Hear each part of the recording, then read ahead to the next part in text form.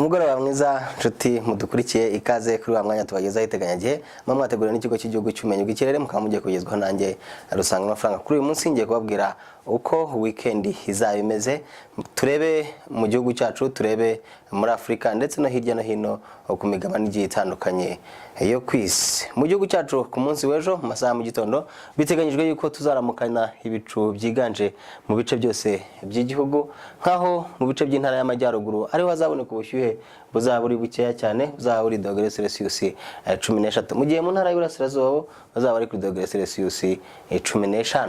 Uko umunsi uzagenda ukura biteganyijwe yuko ibicu bizagenda byiyongera mu bice byose by'igihugu, gusa ntabwo ari hose bazabona imvura. Nko mu karere ka Rusizi ho mu ntara y'Iburengerazuba bazabona imvura iringaniye, kimwe no mu bice by'intara y'Iburasirazuba aho ngaho ni nko mu karere ka Nyagatare, mu bice by'intara y'amajyaruguru ndetse n'amajyaruguru y'intara y'Iburengerazuba aho ngaho ni mu karere ka Rubavu. N'ahandi hose hasigaye bazaba bafite ibicu byiganje. Turebe muri Afrika y'Iburasirazuba uko imijyi yaho izirirwa imeze ku munsi w'ejo. Tubanze turebe mu Burundi, aho mu gihugu cy'u Burundi mu mujyi waho wa Bujumbura bazaba bafite ibicu biringaniye ku munsi w'ejo ndetse n'ubushyuhe buzagera kuri dogere Celsius 28, mu gihe i Dar es Salaam ho muri Tanzania ho bazaba bari kuri dogere Celsius 29 ndetse bakazaba bafite n'ibicu biringaniye.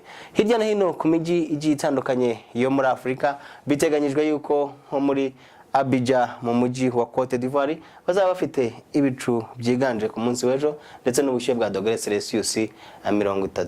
Imijyi igiye itandukanye ya Afrika rero henshi nta mvura hazaba hafite. Hirya no hino ku migabane igiye itandukanye yo ku isi biteganyijwe yuko nko mu gihugu cy'Uburusiya bazaba bafite imvura ku munsi w'ejo ndetse n'ubushyuhe buzajya kuri dogere Celsius 22, mu gihe i Dubai bazaba bafite ubushyuhe bwa dogere Celsius 44 ku munsi w'ejo ndetse n'izuba. Ngaruke mu Rwanda babwire yuko ku munsi w'ejo mu gihugu cyacu izuba rizarasa isaa 11:50 za mu gitondo rikarenga isaa 12 zuzuye z'umugoroba. Mwakoze gukurikirana amakuru iteganyagihe, naho ubutaha mugire weekend nziza.